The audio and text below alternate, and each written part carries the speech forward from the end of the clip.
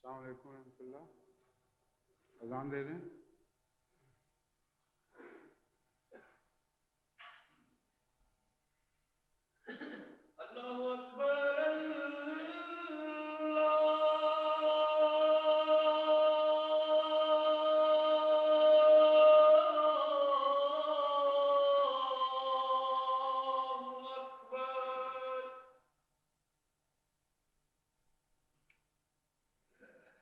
اللہ اکبر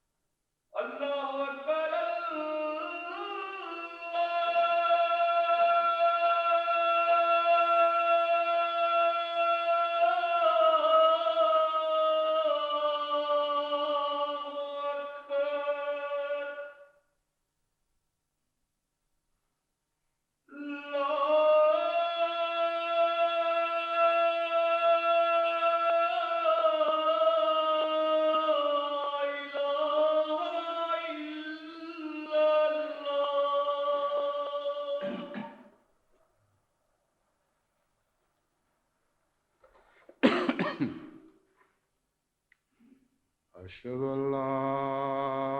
إله إلا الله وحده لا شريك له وأشهد أن محمدا عبده ورسوله. أما بعد فأعوذ بالله من الشيطان الرجيم. بسم الله الرحمن الرحيم. الحمد لله رب العالمين الرحمن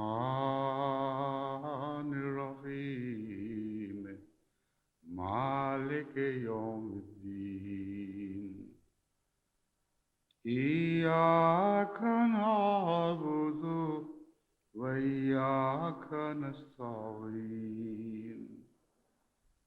اهدنا الصراط المستقيم صراط الذين أنعمت عليهم غير المغضوب عليهم ولا الضالين۔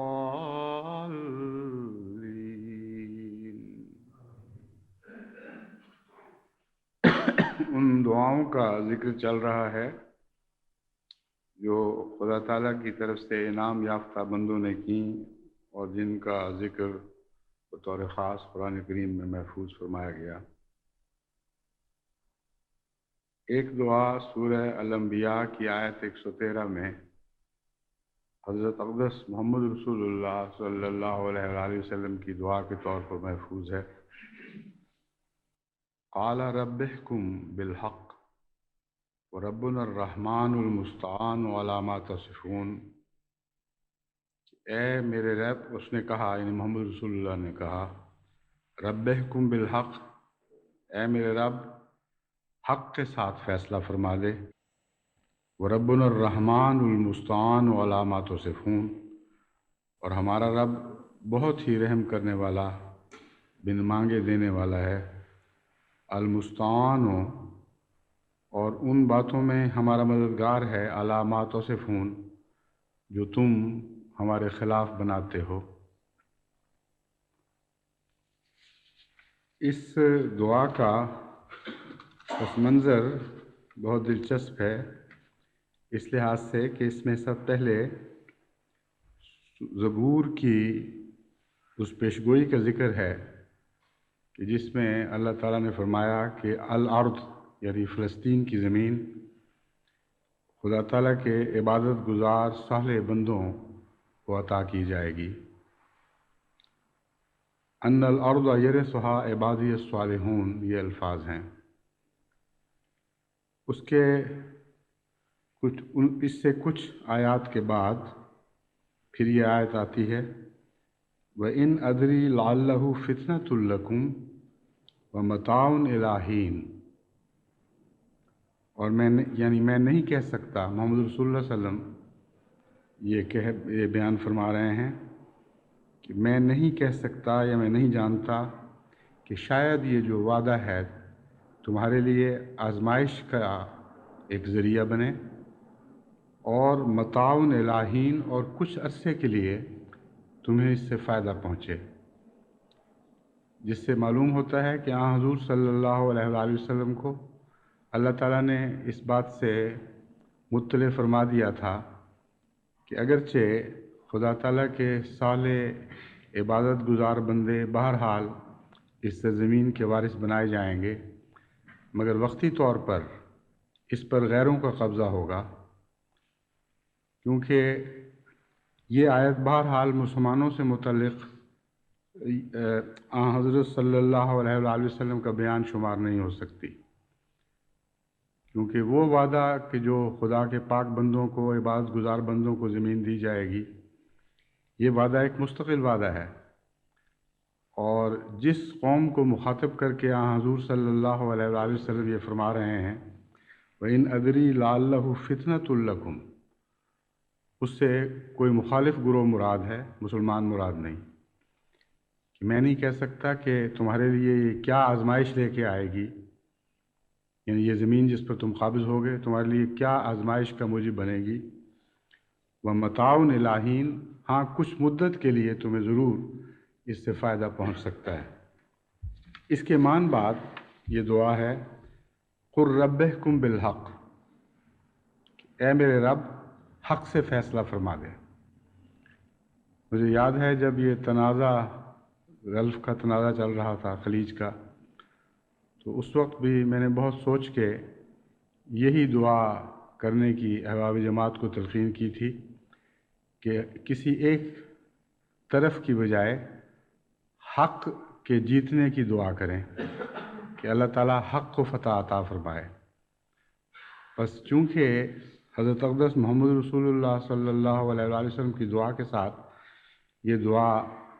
منطبق ہو جاتی ہے اور بین ہی اسی مضمون کی دعا ہے، اس لیے میں سمجھتا ہوں کہ اس دور کے ساتھ اس دعا کا خاص تعلق ہے، اور یہ فیصلے ابھی ہونے باقی ہیں۔ کسی ایک فریق کے جیتنے یا نہ جیتنے کی بحث نہیں ہے، بلکہ اس تنازع کے نتیجے میں جو کچھ بھی آگے ایک جد و جہد کا سلسلہ جاری ہونے والا ہے، جو حالات بھی پیدا ہوں گے، بالآخر ہماری دعا یہی ہے کہ اے خدا حق کے ساتھ فیصلہ فرما دے، اور جن لوگوں کے مقدر میں یہ سرزمین لکھی گئی ہے بالآخر ان تک یہ پہنچے۔ چنانچہ اس کے بعد حضور صلی اللہ علیہ وآلہ وسلم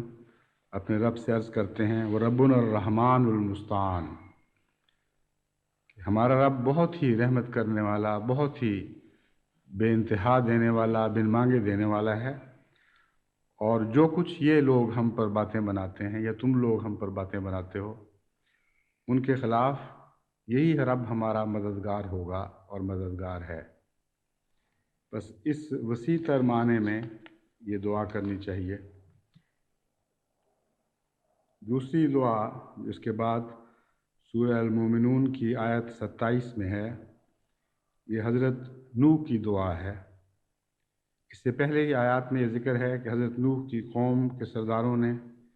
آپ کے متعلق طرح طرح کی باتیں بنائیں اور کہا کہ تم محض اپنی فضیلت چاہتے ہو، اور خدا کا پیغام ہم تک پہنچانا محض ایک بہانہ ہے۔ اور پھر یہ کہا کہ اگر خدا چاہتا تو اپنی طرف سے فرشتے نازل فرماتا، کجا یہ کہ تمہیں ہم پر پیغمبر بنا کے بھجواتا جو محض ایک انسان ہو، اس سے زیادہ تمہیں کوئی حیثیت نہیں۔ اور پھر یہ بھی کہا کہ انسان ہی نہیں، ایک مجنون انسان ہو، تمہیں تو جنون ہو چکا ہے، دیوانے ہو گئے ہو، بس ہم اس بد انجام کا انتظار کر رہے ہیں جو تمہیں پہنچے گا۔ اس پر حضرت نوح نے یہ دعا کی، قال رب انصرنی بما کذبون، اے میرے رب میری نصرت فرما، بما کذبون، بما کذبون کا ایک ترجمہ یہ ہے، اور یہی ترجمہ حضرت مسلم موعود نے بھی کیا ہے، کہ بس سبب اس کے جو انہوں نے مجھے جھٹلا دیا۔ اور ایک اور ترجمہ جو اس سیاق و سباق میں برمحل بیٹھتا ہے وہ یہ ہے کہ بما کذبون، میری جن باتوں میں یہ تکذیب کر رہے ہیں ویسی ہی مقابل کی نصرت عطا فرما، یعنی جن جن باتوں میں یہ میری تکذیب کرتے ہیں ایسی نصرت فرما کہ ان سب باتوں میں یہ خود جھوٹے ثابت ہو جائیں۔ اس دعا کی قبولیت کا ذکر اگلی آیت میں ملتا ہے، اور وہ انہی معنوں میں ہے جن معنوں میں یہ ترجمہ کر رہا ہوں۔ فَأَوْحَيْنَا إِلَيْهِ أَنِ اصْنَعِ الْفُلْكَ بِأَعْيُنِنَا وَوَحْيِنَا، بس اس دعا کے بعد ہم نے نوح پر وحی نازل فرمائی کہ ہماری آنکھوں کے سامنے ہمارے دیکھتے میں ایک کشتی بنا، اور اس طرح کشتی بنا جس طرح ہم تجھ پر وحی نازل فرماتے ہیں۔ فَإِذَا جَاءَ أَمْرُنَا، اور جب ہمارا حکم آ گیا، وَفَارَتِ التَّنُورُ، اور چشموں نے خوب جوش مارنا شروع کیا، فَاسْلُكْ فِيهَا مِنْ كُلِّ زَوْجَيْنِ، اس وقت ہر قسم کے جاندار جو ضروری ہیں ان کے جوڑے لے لینا، اور اپنے اہل کو ساتھ لے لینا، سوائے اس کے جن کے خلاف ہمارا فیصلہ گزر چکا ہو۔ وَلَا تُخَاطِبْنِي فِي الَّذِينَ ظَلَمُوا، اور جن لوگوں نے ظلم کیا ہے ان کے بارے میں مجھے خطاب نہ کرنا، یعنی میرے سے حضور دعا نہ کرنا۔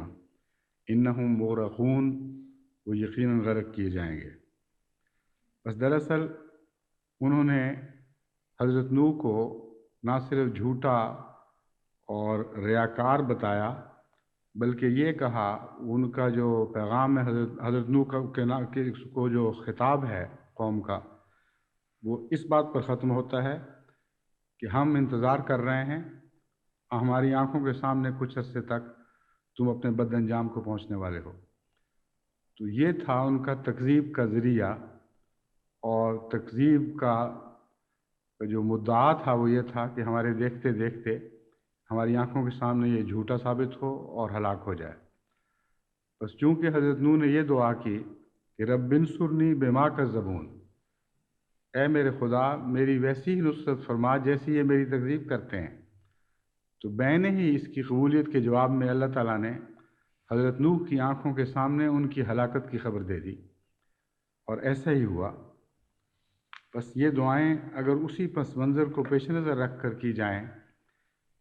جس پس منظر میں قرآن کریم نے ان کا ذکر فرمایا ہے،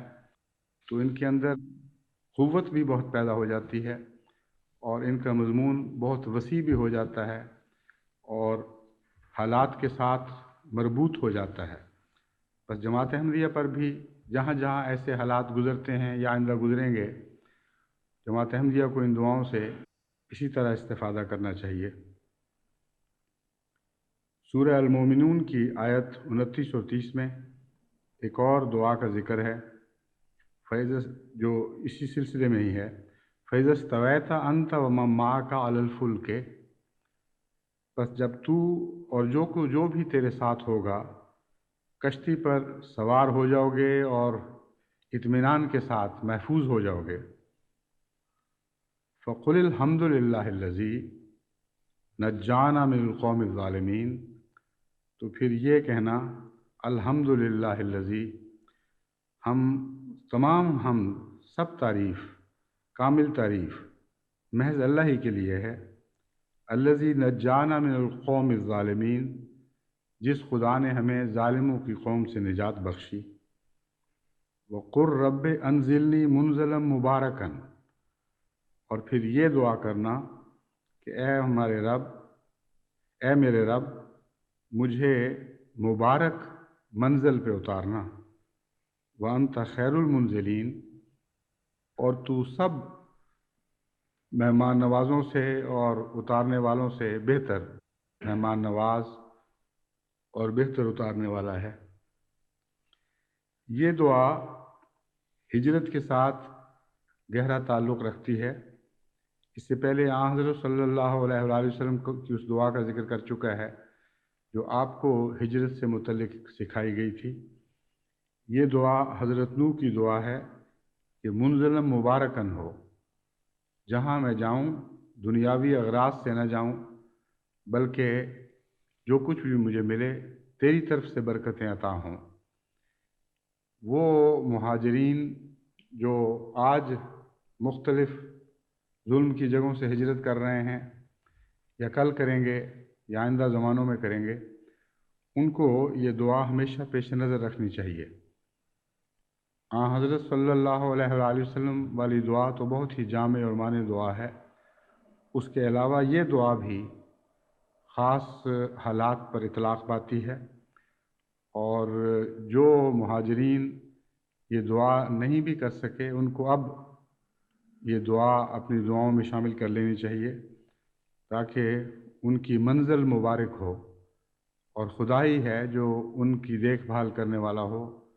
اور ان کی مہمانی کرنے والا ہو۔ اس دعا کے بغیر حقیقی میزبانی کا حق کسی قوم کو عطا نہیں ہو سکتا، اور دنیا والے جو میزبانی یا مہمانی کرتے ہیں وہ ایک عارضی سی حیثیت ہے، اس میں برکت نہیں ہوتی۔ بس مختلف علاقوں میں جانے والے احمدی مہاجرین کو انہی مسائل کا سامنا ہے۔ بعض قومیں بعض دوسری قوموں کے مقابل پر زیادہ فراخ دل ہیں، لیکن ہر جگہ اس معاملے میں کئی قسم کی الجھنیں پیدا ہو رہی ہیں، اور ویسے بھی بہت سے غیور احمدی ایسے ہیں جن کے دلوں پر بوجھ ہے کہ ہم جو غیر قوموں کی مدد پر بیٹھے ہوئے جب تک ہمیں کام کی اجازت نہ ملے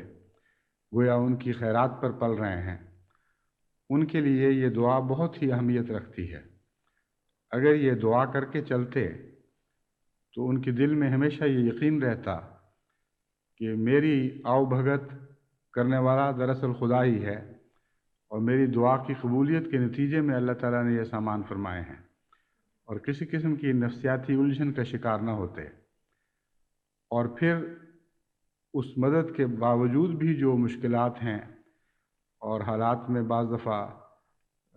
कई किस्म की उलझनें पैदा हो जाती हैं, रोज़मर्रा की ज़िंदगी में बेबरकती भी होती है, इन सब का इलाज ये दुआ है कि रब अंज़िलनी मुंज़लन मुबारकन, ऐ मेरे रब मुझे ऐसी जगह उतार और इस तरह मुझसे सलूक फरमा कि मैं बरकतों वाली जगहों पे उतरने वाला हूँ, ऐसी बरकतें पाने वाला हूँ जो तेरे हुजूर से अता होती हैं। हज़रत सल्लल्लाहु अलैहि वसल्लम को जो दुआएं सिखाई गईं उनमें से एक ये भी दुआ है, कुर रब्बे इम्मा तुरयन्नी मा युअदून रब्बे फला तजल्नी मिनल कौमिज़ ज़ालिमीन फिल कौमिज़ ज़ालिमीन,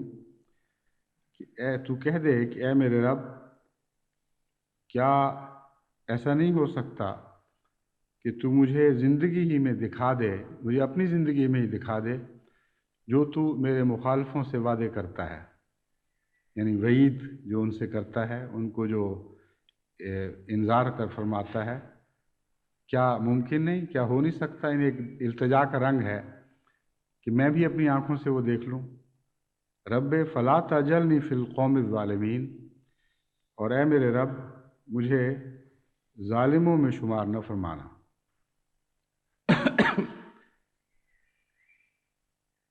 इसके मान बाद खुदा ताला की तरफ से ये जवाब है, व इन्ना अला अन नुरियक मा नयदुहुम लक़ादिरून, कि यकीनन हम इस बात पर कादिर हैं कि जो कुछ हम उनसे वईद करते हैं तुझे भी उसमें से कुछ दिखा दें। इस मौके पर एक ये सवाल उठता है कि अल्लाह ताला ने ख़ुद ही कबूल करनी है, ख़ुद ही दुआएं क्यों सिखाता है, और ये इसमें क्या हिकमत है? ये जो मुसलसल तर्ज चल रही है कि अल्लाह ताला अपने अंबिया को एक तरफ दुआ सिखाता है और दूसरी तरफ उसकी कबूलियत का ऐलान फरमा देता है। दरअसल इस मसले को समझने के लिए अपने बच्चों से अपने ताल्लुकात पर नज़र डालनी चाहिए। वो बच्चे प्यारे प्यारे जिनको अभी पूरी तरह खुद शऊर नहीं होता, बहुत सी बातें करने का सलीक़ा नहीं होता, वालिदैन जो पहले से ही कुछ देने पर तैयार बैठे होते हैं, उन्हें पहले मांगने के तरीक़े बताते हैं और कई तरह से प्यार के रंग में उनको कहते हैं तुम हमसे ये मांगो, इस तरह मांगो, और फिर जेब पहले ही भरी होती है, हाथ मचल रहे होते हैं कि उधर से वो मांगे और उधर हम उसको अता कर दें। तो ये ख़ास प्यार के अंदाज़ हैं। बस अंबिया को जो दुआएं सिखाई जाती हैं ये अल्लाह ताला के महब्बत के इजहार के रंग हैं, और ये भी मालूम होता है कि अंबिया अपनी तरफ से कुछ भी नहीं करते, कुल्लियतन खुदा ही के हाथों में पलते हैं। जिस तरह हज़रत मसीह मौऊद अलैहिस्सलाम ने फरमाया, इब्तदा से तेरे ही साया में मेरे दिन कटे, गोद में तेरी रहा मैं मिसले तिफले शीर खार। बस एक तिफले शीर खार की तरह अंबिया की कैफियत होती है, माँ बाप की गोद में और हाथों में खेलते और उन्हीं से बातें सीखते हैं, और वही बातें उनको सिखाई जाती हैं जो सिखाने वाले को मकबूल नज़र हों, उसको प्यारी लगती हों। बस इस रंग में हमारी तरबियत के भी समान हो गए, जिनसे बरह रास्त खुदा का तकल्लुम नहीं होता, और बाद में आने वाली नस्लों पर कितना बड़ा एहसान है अल्लाह ताला का कि वो बातें जिनके हम ये हक़दार नहीं कि खुदा हमें बरह रास्त सिखाए, अपने प्यारे अंबिया को सिखाकर उनका ज़िक्र महफूज करके हमें भी वो तरीक़े बता दिए। बस हुज़ूर सल्लल्लाहु अलैहि वसल्लम को आपके दुश्मनों का जो अंजाम दिखाना था वो तो मुक़द्दर था, उसके फ़ैसले हो चुके थे, मगर अल्लाह ताला ने आपको इस रंग में ये दुआ सिखाई कि गोया आपकी तलब पर अता हो रहा है, और तलब पर अता होने में अपनी एक लज्जत है, और फिर मान बात बिला तवक्कुफ़ ये इत्तला फरमा दी, व इन्ना अला नुरियका मा नयदुहुम लक़ादिरून, क्यों नहीं मेरे बंदे, हम ज़रूर इस बात पर कादिर हैं कि जो कुछ हम इनको डरा रहे हैं तुझे भी वो दिखा दें। بس حضرت اقدس محمد رسولullah सल्लल्लाहु अलैहि वसल्लम की ज़िंदगी में जो दुश्मन पर कामिल गलबा अता हुआ और तरह तरह के मानद हुज़ूर सल्लल्लाहु अलैहि वसल्लम के ग़ुलामों के हाथों इबरतनाक शिकस्त खाकर इस दुनिया से अपने अंजाम को सुधारे, ये सारी बातें इसी दुआ के नतीजे में थीं। और जैसा कि मैंने बयान किया है, मुक़द्दर तो था मगर दुआ के ताल्लुक़ के साथ तकदीर को बांध दिया गया। इससे हमें ये हिकमत भी समझ आती है कि तकदीर इलाही का दुआओं से गहरा राब्ता है और तकदीर के बनाने में दुआ काम करती है। बस एक पहलू जब तक न तकमील हो उस वक्त तक तकदीर जारी नहीं होती। बस इस खुशफहमी में बैठे रहना कि फ़तह बहरहाल हमारे मुक़द्दर में है, इसलिए हमें कुछ करने या कहने की ज़रूरत नहीं, ये गलत है। ये मज़मून भी इस तर्ज़ कलाम से ज़ाहिर होता है। तकदीर अपनी जगह दुरुस्त, लेकिन तकदीर की तलब अपनी जगह ज़रूरी है। जैसा कि गर्मी होती है तो मानसून पहुंच जाती है। मानसून का उठना अपनी जगह अपने कानून के मुताबिक है, लेकिन उसको तलब करने के लिए किसी ख़ास इलाके की ख़ास गर्मी की भी ज़रूरत है। चुनांचे वो गर्मी अगर पूरी तरह मुयस्सर ना आए तो मानसून तो अपनी जगह उठती ही है, लेकिन उस इलाके पर बाज़ दफ़ा नहीं बरसती। बस इस लिहाज से यानी बैन ही ये मज़मून तो सादिक नहीं आता, मगर ये एक मिलती जुलती मिसाल है। हमें अपनी फ़तह की दुआओं से भी गाफिल नहीं रहना चाहिए और ये समझ कर कि चूँकि अल्लाह ताला ने हज़रत अक़दस मोहम्मद रसूलुल्लाह सल्लल्लाहु अलैहि वसल्लम से वादे फरमाए हैं कि आखरीन के दौर में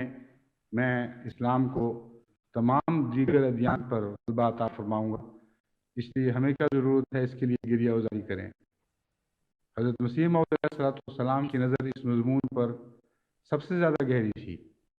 इसके बावजूद आपने इस कदर बेकरारी से गलबा इस्लाम की दुआएं की हैं कि यूँ मालूम होता था कि दुआएं करते करते आपकी जान निकल जाएगी, और बहुत ही दर्दनाक इजहार है आपका। बस हज़रत मसीह मौऊद अलैहिस्सलाम ने ये सुन्नत कायम करके हमें बता दिया कि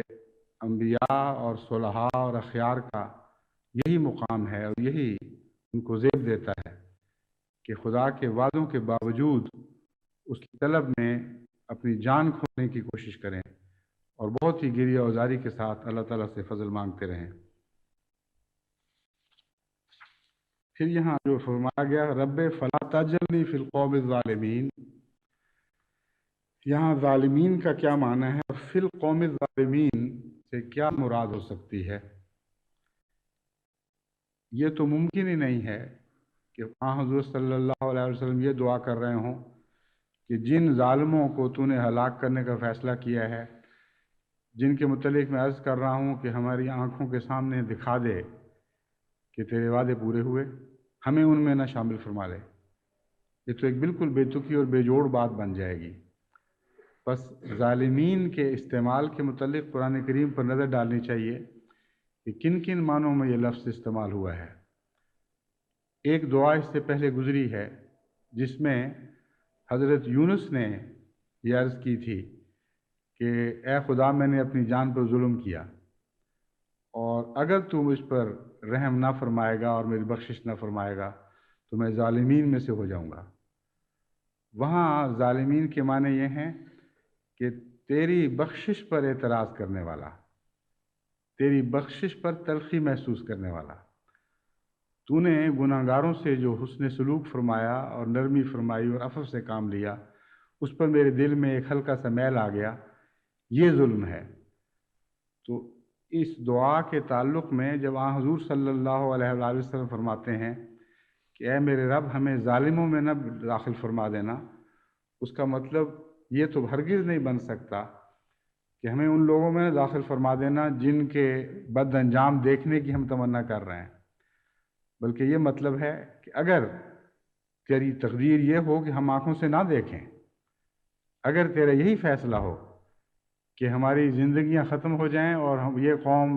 उसी तरह दंदनाती फिरती रहे और जुल्म करती रहे और उनका बद अंजाम हम अपनी आंखों से ना देखें, तो हमारे दिलों में पर सकीनत नाजिल फरमाना, हमारे दिलों पर सब्र नाजिल फरमाना, और हम तेरी रज़ा पर राज़ी रहने वाले हों, और उन लोगों की तरह ना हो जाएं जिन्होंने इससे पहले जब तूने उनके दुश्मनों से बख्शिश का सलूक फरमाया तो दिल में किसी किस्म की तंगी महसूस की।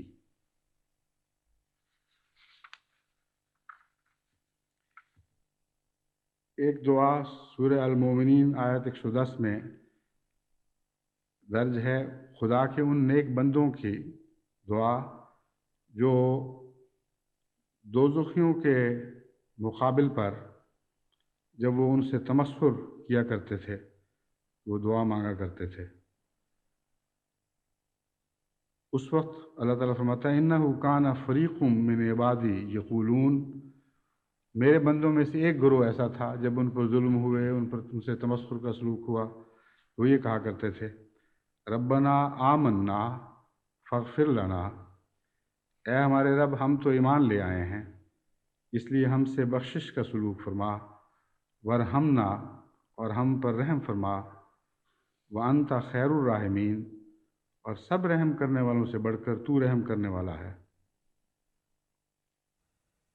इसके मान बाद खुदा फरमाता है, फ़त्तख़ज़्तुमूहुम सिख़रिया, वो ये दुआएं करते थे, ये इल्तिजाएं करते थे, और इसके बावजूद तुम उन्हें मजाक का निशाना बना लेते थे। हत्ता अनसौकुम ज़िक्री, यहाँ तक कि तुम मेरे ज़िक्र को भुला बैठे। व कुंतुम मिनहुम तज़हकून, और तुम उनसे मुसलसल मजाक करते रहे। इन्नी जज़ैतुहुमुल यौम बिमा सबरू अन्नहुम हुमुल फ़ाइज़ून, आज के दिन जो जज़ा सज़ा का दिन है, मैं उन लोगों को यानी खुदा के उन अपने उन मोमिन बंदों को जो तुम्हारे जुल्मों के मुकाबले पर सब्र किया करते थे, जज़ा की खुशखबरी देता हूँ और ये बताता हूँ कि अन्नहुम हुमुल फ़ाइज़ून,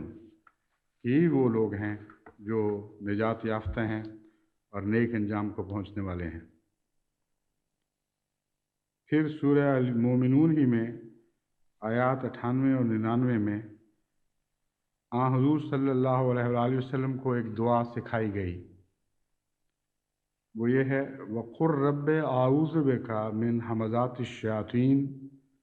व आऊज़ु बिका रब्बे अन यहज़ुरून, कि ए मेरे रब, ए मेरे बंदे, तू मुझसे ये सवाल कर, मुझसे ये दुआ कर, रब्बे आऊज़ु बिका मिन हमज़ातिश शयातीन, ए मेरे रब, मैं तेरे सरकश बंदों के वसाविस और उनके फितनों से तेरी पनाह मांगता हूँ। व आऊज़ु बिका रब्बे अन यहज़ुरून, और मैं तुझसे इस बात की पनाह का मांगता हूँ कि वो मुझ तक पहुँच सकें। हज़रत मुस्लिम मऊद ने इसका तर्जुमा ये किया है, और तू कह दे, ए मेरे रब, मैं सरकश लोगों की शरारतों से तेरी पनाह मांगता हूँ। हमज़ात का अव्वल तर्जुमा वसाविस हैं और कई किस्म के बुरे ख़यालात हैं, और दरअसल शयातीन की शरारतों से इनका गहरा ताल्लुक़ है। इसीलिए हज़रत मुस्लिम मऊद ने इस मौके पर इसका तर्जुमा शरारतें कर दिया। ऐसे दौर जिनमें मुखालिफिन को ख़ास तौर पर गलबा नसीब हो और वो मोमिनों से जिस तरह चाहें सलूक करें, उसी दौर में इन शरारतों के नतीजे में वसाविस पैदा किए जाते हैं, और अपने मौक़िफ़ से मोमिनीन को हटाने के लिए तरह तरह के वसवसे फैलाए जाते हैं कि देखो, अगर तुम्हारा खुदा होता, अगर तुम सच्चे होते, जिस पर तुम ईमान लाए हो, अगर वो वाकई खुदा ने भेजा होता तो क्यों आज तुम बेसहारा छोड़े जाते, क्यों आज तुम हमारे रहम करम पर डाले गए। बस शरारतों के साथ वसाविस का गहरा ताल्लुक़ है, और हमने गुज़श्ता इब्तला के दौर में पाकिस्तान में जो अभी भी जारी है, ये ख़ास तौर पर देखा है कि पहले अहमदियों को जुल्मों का निशाना बनाया जाता है, तरह तरह की शरारतें की जाती हैं, और फिर ख़ुद जुल्म करने वाले ये कहते हैं کہ دیکھو ہم تو تم پہ ظلم کر رہے ہیں اور ہمارا کچھ نہیں ہو رہا، اس لیے ہم سچے ہیں، تم جھوٹے ہو۔ اور بعض نادان اور جاہل کچھ ظلموں سے تنگ آ کر، کچھ اپنی کم فہمی کی وجہ سے اس دلیل کو مان جاتے ہیں، حالانکہ شیطان اور جھوٹا سچا ہو ہی نہیں، ظلم کرنے والا سچا ہو ہی نہیں سکتا۔ جو شخص ظلم سے کام لے رہا ہے، اس ظلم کے نتیجے میں اس کی سچائی کیسے ثابت ہو گئی؟ ظالم تو بہرحال جھوٹا ہے۔ اسی لیے قرآن کریم نے اس کا ذکر شیاطین کے طور پر فرمایا ہے کہ عجیب باغی اور شیطان لوگ ہیں، ایک طرف مومنوں کو دکھ دیتے ہیں اور پھر انہی دکھوں کو ان کے ایمان کو متزلزل کرنے کے لیے استعمال کرتے ہیں۔ تو اے محمد تو یہ دعا کیا کر صلی اللہ علیہ وسلم، رب اعوذ بک من ہمزات الشیاطین، میں شیاطین کے ہر قسم کے شر اور ان شرور کے نتیجے میں پیدا ہونے والے وساوس سے تیری پناہ مانگتا ہوں۔ وَأَعُوذُ بِكَ رَبِّ أَن يَحْضُرُونِ، بلکہ میں تو یہ پناہ مانگتا ہوں کہ ہم تک ان کی رسائی نہ ہو، نہ وہ ہم تک پہنچ سکیں، نہ ان کے وساوس اور ان کے شر ہمیں چھوئیں۔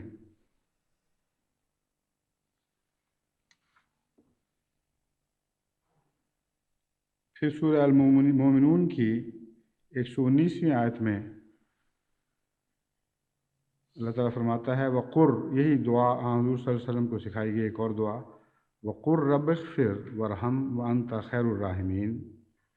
کہ اے میرے رب تو مجھ سے مغفرت کا سلوک فرما، ورحم اور رحم کا سلوک فرما، وانت خیر الراحمین، تجھ سے بڑھ کر اور کوئی رحم کرنے والا نہیں۔ سورہ الفرقان آیات 66-67 میں اللہ تعالیٰ عباد الرحمن کی دعا بیان فرماتا ہے۔ عباد الرحمن کا تذکرہ چل رہا ہے، جس میں اللہ تعالیٰ فرماتا ہے کہ وہ بندے ہیں جو زمین پر نرمی اور عاجزی سے چلتے ہیں، جب جاہل ان کو مخاطب ہوتے ہیں اور ان پر تان و تشنیع کرتے ہیں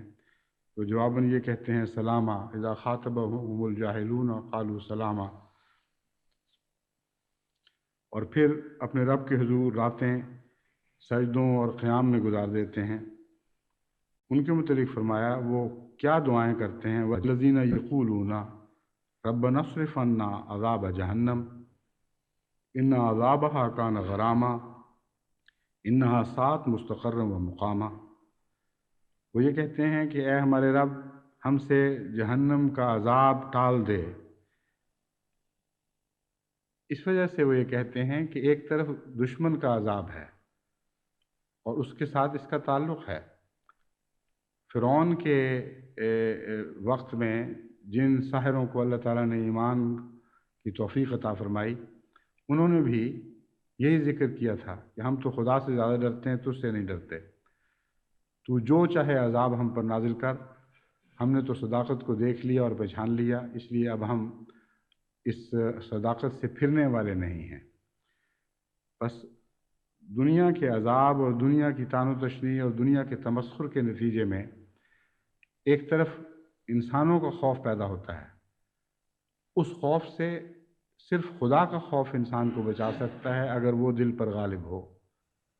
بس ان دو خوفوں کے درمیان عباد الرحمن کیا فیصلہ کرتے ہیں، ان کا ذکر چل رہا ہے۔ فرمایا ان کا فیصلہ یہ ہوتا ہے کہ وہ راتوں کو اٹھتے ہیں اور دعائیں کرتے ہیں، سجدے کرتے ہیں، خدا کے حضور کھڑے ہو جاتے ہیں اور عرض کرتے ہیں والذین یقولون ربنا اصرف عنا عذاب جہنم، اے اللہ ہمیں عذاب جہنم کا زیادہ خوف ہے، اس لیے اس عذاب کو ہم سے ٹال دے، ان عذابہا کان غراما، کیونکہ جہنم کا عذاب جو ہے وہ تو بہت بڑی تباہی ہے، یہ دنیا کے عذاب تو اس کے سامنے کوئی حیثیت نہیں رکھتے۔ انہا ساءت مستقرا و مقاما، وہ تو عارضی طور پر بھی بہت برا ہے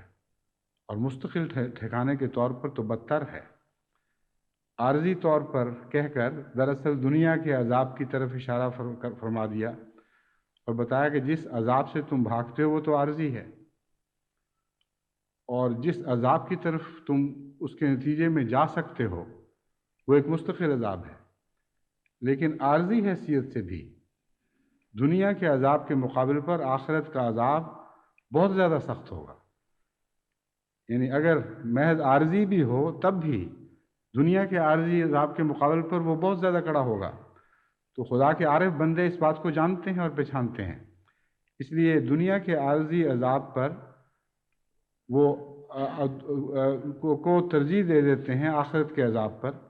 یعنی اس عذاب کو قبول نہیں کر دنیا کے عذاب کو قبول نہیں کرتے، آخرت کے عذاب کو قبول نہیں کرتے اور دنیا کے عذاب کو قبول کرنے کے لیے آمادہ ہو جاتے ہیں.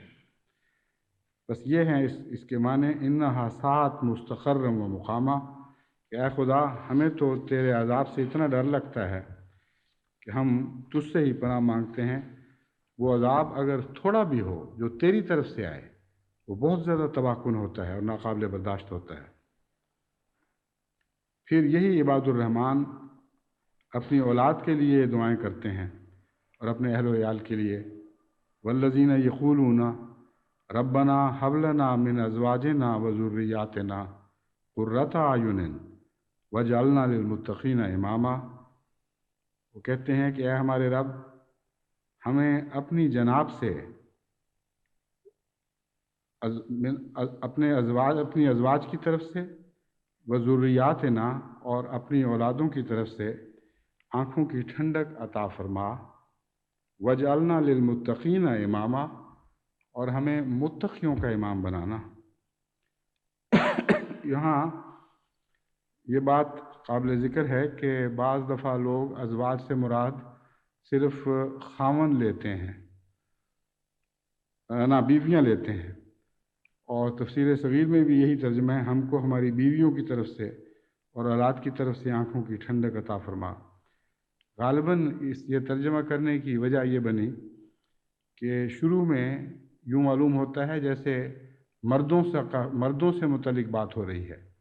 عباد الرحمن خدا کے بندے، والذین یقولون میں مردوں کا ذکر ہے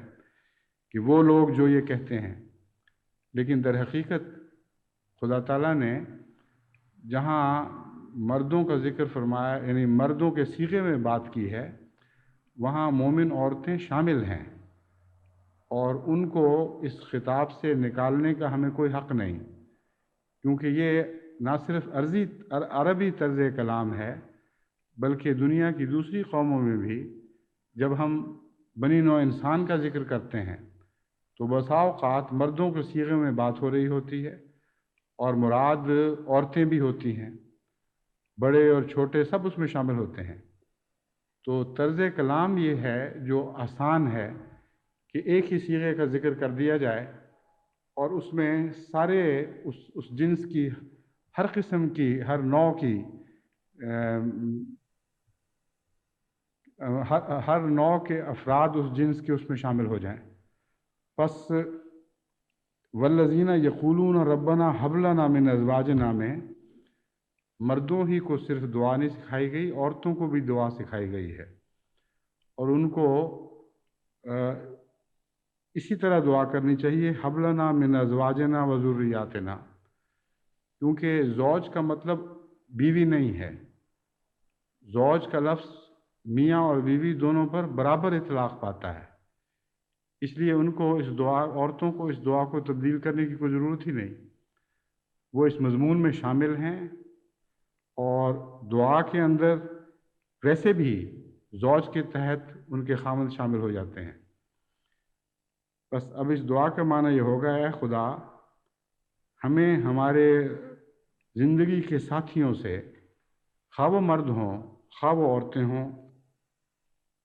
آنکھوں کی ٹھنڈک عطا فرما اور ہماری اولاد کی طرف سے ہمیں آنکھوں کی ٹھنڈک عطا فرما. وجعلنا للمتقین اماما، اور ہمیں متقیوں کا امام بنانا، ایسی نسل پیچھے چھوڑنے کی توفیق عطا فرما جو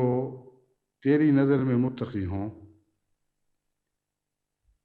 یہ وہ دعا ہے جس کے نتیجے میں ہمارے گھروں کے ماحول سدھر سکتے ہیں. جو خطوط مجھے ملتے ہیں روزانہ بلا استثناء، ان میں کچھ خطوط ایسے ضرور ہوتے ہیں جس میں گھریلو زندگی کی ناچاکیوں کے نتیجے میں پیدا ہونے والے عذاب کا ذکر ہوتا ہے، اور ایسے خطوط بعض دفعہ بچوں کی طرف سے بھی ملتے ہیں۔ بچے لکھتے ہیں ہمارے ماں باپ کی آپس میں ناچاکیاں ہیں، آپس میں ایک دوسرے کے خلاف گندی زبان استعمال کرتے ہیں، گھر جہنم بنا ہوا ہے،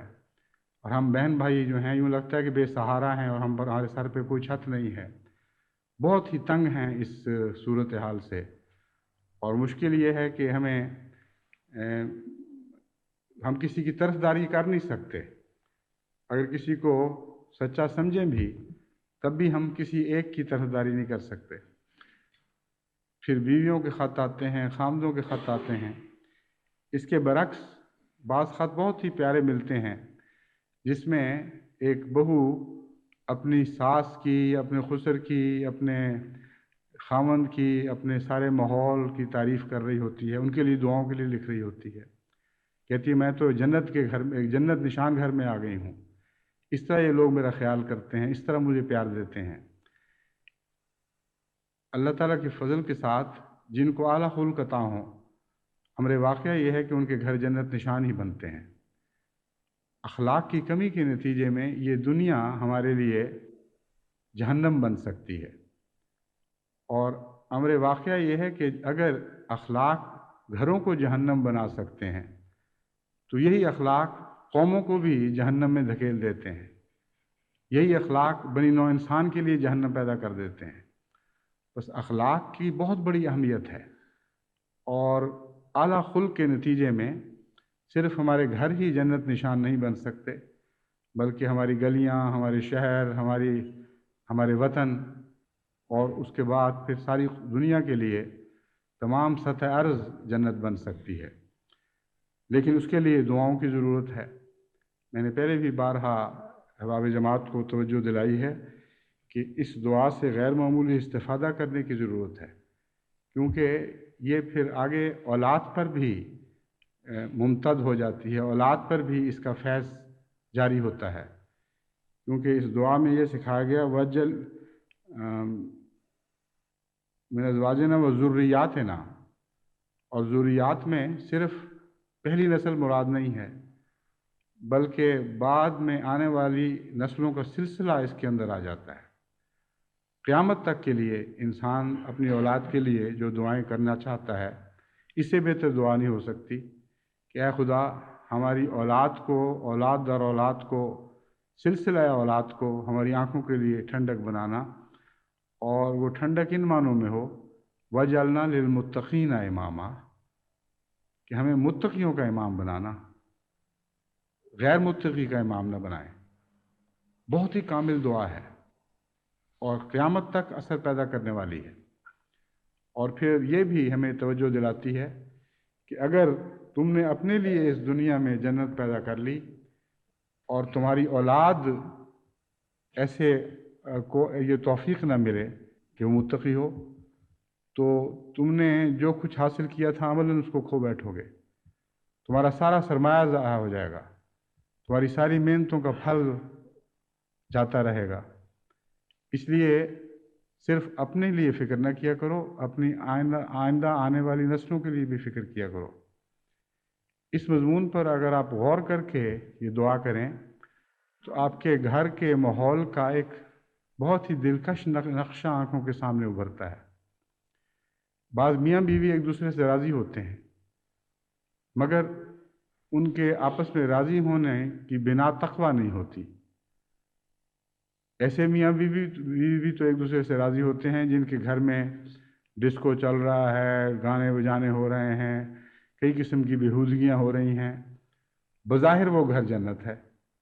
لیکن اس دعا کے آخری حصے نے بتا دیا کہ وہ جنت ایک محض فرضی اور خیالی جنت ہے اور ایک عارضی حیثیت کی ہے، کیونکہ ایسے لوگوں کی اولادیں پھر متقی نہیں بن سکتی، ایسے لوگوں کی آنے والی نسلیں ان کے لیے حقیقی معنوں میں آنکھوں کی ٹھنڈک کا سامان مہیا نہیں کر سکتی۔ تو وَجَعَلْنَا لِلْمُتَّقِينَ امامہ نے صرف مستقبل کی بات نہیں کی، بلکہ اس زمانے میں جو ہمیں نصیب ہوا ہے، ہمارے گھروں کا ایسا نقشہ بھی کھینچ دیا جس میں تقویٰ کی باتیں ہوں۔ اگر تقویٰ کی باتیں نہ ہوں تو اگلی نسل کو تقویٰ کہاں سے نصیب ہو جائے گا؟ بس آنکھوں کی ٹھنڈک وہ جس کا تقویٰ سے گہرا تعلق ہو، اس کے لیے دعا سکھائی گئی ہے۔ اور اس دعا سے غفلت کے نتیجے میں سمجھتا ہوں بہت سے گھر بے وجہ مصیبتوں اور آزمائشوں میں مبتلا ہیں۔ اللہ تعالیٰ احباب جماعت کو توفیق عطا فرمائے، سنجیدگی سے ہر وہ خاوند اور ہر وہ بیوی جو یہ اپنے لیے دعا کرتی ہے، ان کو میں یقین دلاتا ہوں کہ اس دعا کے نتیجے میں ان کے گھر کے نقشے بدل جائیں گے اور ساری جماعت کا معاشرہ اتنا پاکیزہ ہو جائے گا اور اتنا بلند ہو جائے گا کہ واقعی وہ اس بات کا مستحق ہوگا کہ بنی نوع انسان کی رہنمائی کر سکے اور ہم ساری دنیا کو گھر دینے والے بن جائیں۔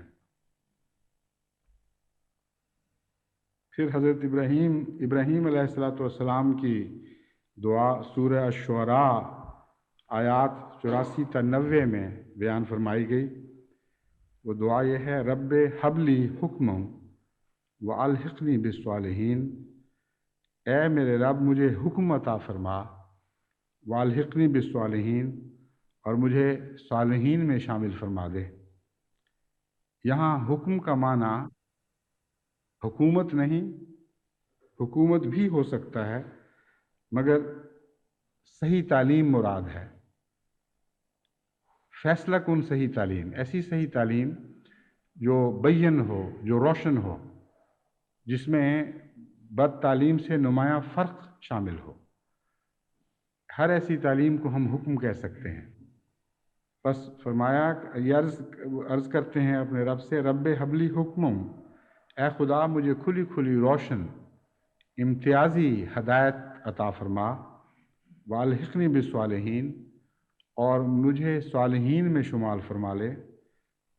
صالحین کے ساتھ میرا تعلق قائم فرما دے، واجعل لی لسان صدق فی الآخرین، اور بعد میں آنے والوں کے لیے، بعد میں آنے والوں کی زبان پر میرا ذکر سچائی کے ساتھ چلے۔ یہ دعا بہت ہی معنی خیز ہے۔ حضرت ابراہیم علیہ السلام کو اللہ تعالیٰ نے جتنی گہری اور جتنی بلند صفات سے نوازا تھا، اور جس طرح آپ کے ذہن میں باریک مضامین نازل فرمائے جاتے تھے، ان کا اظہار آپ کی دعاؤں سے ہوتا ہے۔ اپنی دعاؤں کے آئینے میں ہمیں حضرت ابراہیم علیہ السلام کا دل دکھائی دینے لگتا ہے، آپ کی طرز فکر دکھائی دینے لگتی ہے۔ عام طور پر لوگ آئندہ زمانوں میں اپنی شہرت چاہتے ہیں، اور امر واقعہ یہ ہے کہ جتنے دنیا کے ہیرو ہیں، وقت کے گزرنے کے ساتھ ان کا ذکر چلتا ہے اور بلند ہوتا رہتا ہے، اور اس میں کئی قسم کے فرضی قصے بھی داخل ہونے لگ جاتے ہیں۔ بس جس کو ہم کہتے ہیں لیجنڈری فگرز، وہ انسان جو اپنے اپنے وقتوں میں ہیرو شمار ہوئے، بہت بلند مقام تک پہنچے، وہ بالآخر لیجنڈ بن جاتے ہیں، اور ان کے متعلق قصے، کہانیاں، افسانے مشہور ہو جاتے ہیں۔ اور بسا اوقات یہ دیکھا گیا ہے کہ ان کے حقیقی وجود سے بہت بڑھ کر ان کی طرف اعلیٰ صلاحیتیں منسوب ہونے لگتی ہیں۔ اسی کے نتیجے میں بہت سے انبیاء کو خدا یا خدا کا بیٹا یا اس کا قریبی بتا دیا گیا، اور یہ سلسلہ، یہ وہ رجحان ہے طبی جس نے سلسلہ ہے مذاہب کو شدید نقصان پہنچایا ہے۔ دیکھیں حضرت عیسیٰ علیہ السلام کے ساتھ آپ کی قوم نے کیا سلوک کیا ہے، اسی طرح حضرت کرشن کے ساتھ، حضرت رام چندر جی کے ساتھ، اور بہت سے بزرگ انبیاء ایسے گزرے ہیں جن کو وقت کے گزرنے کے ساتھ بہت بڑے مقامات اور مرتبے عطا کیے گئے۔ حضرت ابراہیم علیہ السلام بلند مرتبہ نہیں مانگ رہے، آنے والی نسلوں پر سے یہ توقع نہیں رکھتے کہ وہ آپ کی حمد و ثنا میں مصروف رہیں اور آپ کی تعریف کے بڑے بڑے قصیدے کہیں۔ کیسی عمدہ دعا ہے، رب واجعل لی لسان صدق، اے میرے رب میرے متعلق تو آئندہ جو بات بھی ہو سچی ہو، ادنا سی جھوٹ کی ملونی بھی اس میں نہ ہو۔ اب آپ دیکھیں کہ کس شان کے ساتھ حضرت ابراہیم کے حق میں خدا تعالیٰ نے اس دعا کو قبول فرمایا ہے، کتنا بلند مرتبہ آپ کو عطا کیا گیا، ابو الانبیاء کہلائے، اور آج کی دنیا کے مذاہب کے سلسلوں میں 3 سب سے قوی سلسلے آپ کی طرف منسوب ہوتے ہیں، یہود بھی آپ کی طرف منسوب ہوتے ہیں، عیسائی بھی آپ کی طرف منسوب ہوتے ہیں، اور مسلمان بھی آپ کی طرف منسوب ہوتے ہیں۔ یہ وہ 3 قومیں ہیں جو در حقیقت اپنی طاقت کے لحاظ سے تمام دنیا پر غالب آنے کی صلاحیت رکھتی ہیں، اور اس کے باوجود حضرت ابراہیم کی ذات کے بارے میں کبھی کوئی مبالغہ نہیں کیا گیا۔ ہزاروں سال گزر گئے ہیں، کسی نے آپ کے متعلق فرضی قصے نہیں بنائے، کوئی ایک بھی فرضی خیالی قصہ آپ کی طرف منسوب نہیں ہوا۔ اس سے آپ اندازہ کریں کہ دعاؤں میں کتنی سچی دعاؤں میں جو دل کی گہرائیوں سے اٹھتی ہیں کتنی طاقت پیدا ہو جاتی ہے۔ دل سے سچ کی یہ پکار تھی کہ اے خدا مجھے ہمیشہ میری تعریف سچی رہے، اور اللہ تعالیٰ نے آپ کی اس دعا کو سچا کر دکھایا۔ اسی دعا کے مطالعہ سے مجھے درود شریف میں حضرت ابراہیم علیہ السلام کے نام کی حکمت سمجھ آئی۔ اور بھی بہت سے انبیاء گزرے ہیں، ان کا بھی ذکر خیر چل سکتا تھا درود میں، صرف حضرت ابراہیم کو کیوں اس لیے یہ اعزاز دیا گیا کہ حضرت صلی اللہ علیہ وآلہ وسلم اپنی امت کو یہ درود سکھائیں، اللہم صلی علی محمد وعلی آل محمد کما صلیت علی ابراہیم وعلی آل ابراہیم انک حمید مجید، اللہم بارک علی محمد وعلی آل محمد کما بارکت علی ابراہیم وعلی آل ابراہیم انک حمید مجید۔ اس درود سے یہ بھی سمجھ آ گئی کہ لسان صدق کا اس درود کے ساتھ بھی گہرا تعلق ہے۔ اس دعا کو اس درود کے ساتھ ملا کر پڑھیں تو آپ کو معلوم ہوگا کہ حضرت صلی اللہ علیہ وآلہ وسلم نے کما کی دعا سکھا کر حضرت ابراہیم کی دعاؤں کے ساتھ اپنی امت کو باندھ دیا،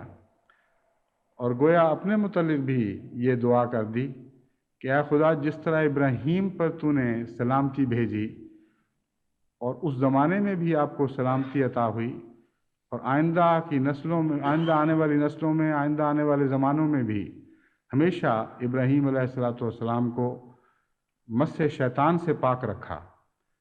اور لغو اور جھوٹے قصوں سے آپ کو بچایا،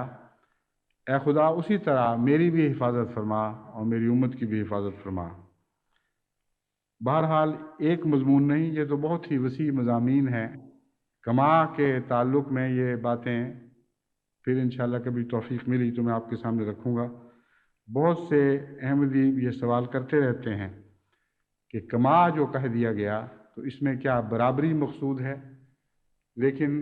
برابری مقصود نہیں، کچھ اور مضامین بھی ہیں۔ ایک بہرحال اس درود کا اس آیت کریمہ میں مذکور دعا کے ساتھ تعلق ہے، وَاجْعَلْ لِي لِسَانَ صِدْقٍ فِي الْآخِرِينَ، اے خدا آخرین میں میرا ذکر خیر، سچائی کا ذکر جاری رہے۔ اور چونکہ آخرین کا زمانہ حضرت صلی اللہ علیہ وآلہ وسلم کو عطا ہونا تھا، کیونکہ قیامت تک کے لیے آخرین کا دور آپ کا دور تھا، اس لیے اگر آپ کی امت میں آپ کا ذکر خیر سچائی کے ساتھ جاری نہ رہتا تو یہ دعا قبول نہ ہوتی۔ بس اس کے نتیجے میں اس دعا کی قبولیت کا سب سے بڑا ثبوت وہ درود ہے جو حضرت اقدس محمد رسول اللہ صلی اللہ علیہ وآلہ وسلم نے ہمیں سکھایا۔ وَجَعَلْنِي مِنْ وَرَثَةِ جَنَّةِ النَّعِيمِ، اور اے اللہ مجھے نعمتوں والی جنت کے وارثوں میں سے بنا۔ جنت تو خود ہی نعمت ہے، یہ کا مطلب من ورثۃ جنت النعیم، تو حقیقت یہ ہے کہ جنت کے بھی مختلف درجے ہیں۔ ایک ہے جنت نعیم۔ جنت النعیم کے معنی میں یہ سمجھتا ہوں کہ وہ جنت ہے جس میں انبیاء شامل ہوتے ہیں، کیونکہ ویسے تو سب نعمتوں والے، خواہ وہ صالح ہوں، خواہ شہید ہوں، خواہ صدیق ہوں یا نبی ہوں، جنت میں جائیں گے، اور ان معنوں میں ہر جنت جنت النعیم کہلا سکتی ہے۔ مگر الف لام ایک اور معنی نعیم کے اندر پیدا کر دیتا ہے، یعنی وہ جنت جو ان لوگوں کی جنت ہے جن کو کامل نعمت عطا ہوئی، اور کامل نعمت انبیاء کو عطا ہوتی ہے۔ بس ہرگز بعید نہیں کہ حضرت ابراہیم علیہ السلام نے ان معنوں میں یہ دعا کی ہو کہ مجھے جنت میں بھی انبیاء کے زمرے میں رکھنا، اور وہ جنت عطا کرنا جس میں تیری کامل طور پر تجھ سے انعام یافتہ لوگ شامل ہوں۔ بس اس دعا کا آپ دیکھیں سورہ فاتحہ کی اس دعا سے کتنا گہرا رابطہ ہے کہ اہدنا الصراط المستقیم صراط الذین انعمت علیہم۔ بس منعم علیہ میں شامل ہونا ہے تو منعم علیہ گروہ کی وہ ساری دعائیں پیش نظر رہنی چاہیے جو ہماری زندگی کے مختلف حالات پر اطلاق پاتی چلی جاتی ہیں۔ پھر حضرت ابراہیم علیہ السلام عرض کرتے ہیں وَاغْفِرْ لِأَبِي إِنَّهُ كَانَ مِنَ الضَّالِّينَ، اے میرے رب میرے باپ کو بھی بخش دینا، میں جانتا ہوں کہ وہ گمراہ تھا، اس کے باوجود تجھ سے عرض کر رہا ہوں۔ اس کے متعلق یہ ذکر گزر چکا ہے کہ حضرت ابراہیم نے کیونکہ آزر سے یہ وعدہ کر لیا تھا کہ میں تیرے لیے ضرور دعا کروں گا، اس لیے اللہ تعالیٰ نے آپ کو بطور خاص یہ اجازت فرمائی کہ وہ اپنے اس وعدے کو پورا کریں، لیکن آخر پر خدا نے ایک وقت میں آپ پر ظاہر فرما دیا کہ وہ صرف گمراہ نہیں تھا بلکہ میرا دشمن تھا، اور یہ بتانا ہی کافی تھا۔ اس کے بعد پھر حضرت ابراہیم نے اپنے باپ کے لیے کبھی دعا نہ کی۔ وَلَا تُخْزِنِي يَوْمَ يُبْعَثُونَ، اور جس دن لوگوں کو اٹھایا جائے گا اس دن مجھے رسوا نہ کرنا۔ یوم لا ينفع مال ولا بنون، جبکہ انسان کے کام نہ اس کے مال آئیں گے نہ اس کے بچے، الا من اتى اللہ بقلب سلیم، ایک ہی بات کام آئے گی کہ خدا کے حضور کوئی صاف دل لے کر حاضر ہو، پاک دل لے کے حاضر ہو، ایسا دل لے کر حاضر ہو جو خدا کے حضور جھکا رہنے والا ہو اور اپنے آپ کو خدا کے سپرد کر بیٹھا ہو۔ اللہ تعالیٰ ہمیں اسی حالت میں اس دنیا سے بلائے کہ جب حضرت ابراہیم کی یہ دعا ہمارے حق میں بھی گواہی دے، الا من اتى اللہ بقلب سلیم، ہم ان لوگوں میں شمار ہوں جو ایک سلیم دل لے کر اپنے خدا کے حضور واپس لوٹنے والے ہوں۔